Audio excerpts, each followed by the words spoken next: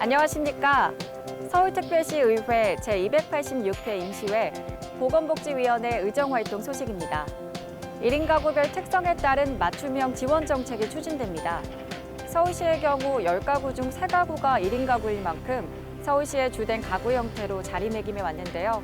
맞춤형 지원 정책을 통해 건강한 서울시로 거듭나기를 기대하면서 제286회 서울특별시의회 임시회 보건복지위원회 의정활동 소식 지금부터 시작하겠습니다. 보건복지위원회가 4월 15일부터 16일간의 일정으로 열린 제286회 임시회에서 소관부서에 대한 각종 현안을 처리했습니다. 보건복지위원회는 소관부서인 여성가족정책실을 시작으로 복지정책실, 시민건강국에 대한 주요 현안 업무 보고와 사업 진행 상황을 점검하고 조례안을 심의했습니다. 임시회 기간 동안 심의 검토된 안건은 서울특별시 사회적 가족도시 구현을 위한 1인 가구 지원 기본조례 일부 개정 조례안을 비롯해 서울특별시 공공야간약국 운영 및 지원조례 제정 조례안 등 모두 19개 안입니다. 주요 사업에 대해서는 현장 방문도 이루어졌습니다. 4월 26일에는 꿈나무 마을과 시립서대문 장애인 단기보호센터인 다솜센터를 방문해 운영 상황을 점검하고 관계자들의 의견을 청취했습니다. 법이 정한 보육 관련 업무를 효과적으로 수행하기 위해 육아종합지원센터가 전문성을 갖춘 기관에 민간 위탁됩니다. 공공보건의료재단 운영에 대해서는 투명성이 강화될 전망인데요.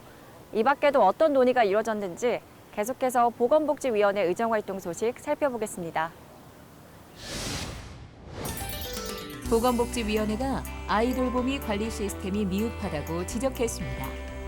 보건복지위원회는 4월 19일 서울특별시 육아종합지원센터 민간위탁 동의안 심사에서 최근 발생한 금천구 아이돌보미 아동학대 사례를 들며 서울시 각 자치구가 관리하는 아이돌보미 사업에 대한 체계적인 시스템 마련을 촉구했습니다. 사업 모니터링 시스템이 저는 또 이 핵심 중에 하나라고 보는데 돌보미 숫자가 3,000명에 이르는데 네 분이 어떻게 모니터링을 합니까? 서울시 내 아이돌봄 서비스를 이용하는 가정은 약 12,000가정으로 현재 서비스 모니터링은 전화와 현장 방문으로 이루어지고 있으나 전화 모니터링이 90% 이상을 차지하는 것으로 나타났습니다.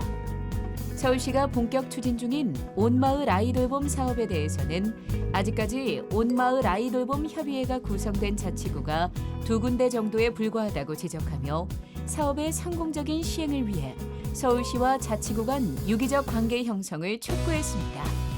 아무리 서울시 의견을 갖고 있어도 자치구별로 그 이해도가 다르고 거기서 받아안는 어떤 정도가 다르면 결국 현장에서는 잘 실현되지 않는 것들을 충분히 뼈저리게 경험했기 때문에 한편 보건복지위원회는 돌봄의 공공성 강화와 질 담보를 위해 전문성과 책임성을 갖춘 돌봄 종사자 선발과 이들에 대한 적정한 교육 계획을 수립해 줄 것을 당부했습니다. 보건복지위원회가 아동 양육시설인 꿈나무 마을과 시립서대문 장애인 단기보호센터 다솜센터를 방문해 운영 상황을 점검하고 직원들의 애로사항 등을 청취하였습니다.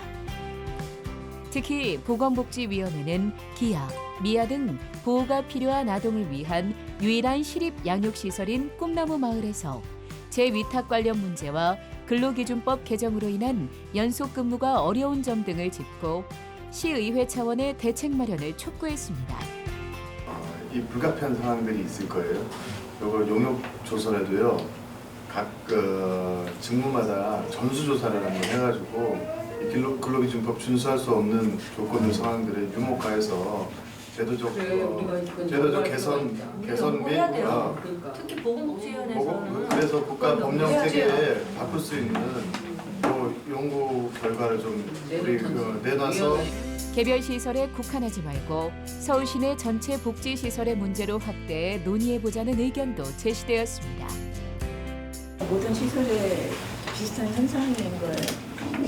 이게 여기만의 일시적인 현상이 특징이 아니고 있으니까 이용자 특징이 있으니까 이게 일반적으로 다른 시설에 있을 때 이런 문제가 계속 지속되고 있다 그러면 심각하게 전체적으로 좀 문제를 만들 필요가 있다고.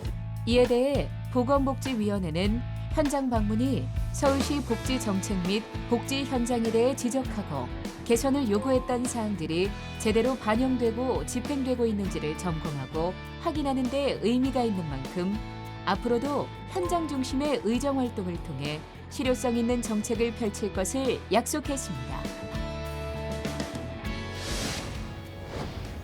간접 흡연으로 인한 피해를 호소하는 분들 많으시죠? 특히 영유아기 아이들에게는 더 치명적이라고 하는데요. 앞으로는 어린이집과 유치원 근처에서 흡연을 할 수 없게 됩니다. 어떤 이야기인지 조례 속으로 시민 리포터가 간다 해서 자세히 살펴보겠습니다. 함께 보시죠.